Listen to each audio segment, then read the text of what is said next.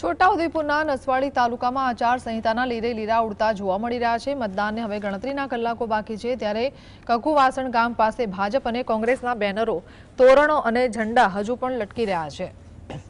નિયમ મુજબ પ્રચાર બંધ થતાની સાથે જ વહીવટી તંત્રે આ સામગ્રી હટાવવાની હોય છે, પરંતુ અધિકારીઓની ઉદાસીનતાના કારણે આદિવાસી વિસ્તારોમાં હજુ પણ પ્રચાર ચાલુ હોય તેવી સ્થિતિ છે। નિષ્પક્ષ ચૂંટણીના દાવા વચ્ચે તંત્રની આ કામગીરી સામે અનેક સવાલો ઉઠી રહ્યા છે।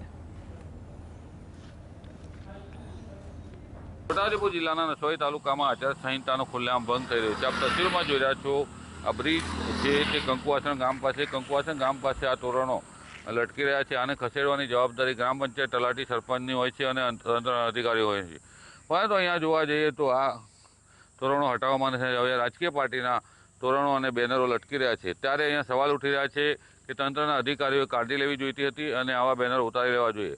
આ બેનરો લટકી રહ્યા છે તેની પાછળ તંત્રના અધિકારીઓ જવાબદાર છે।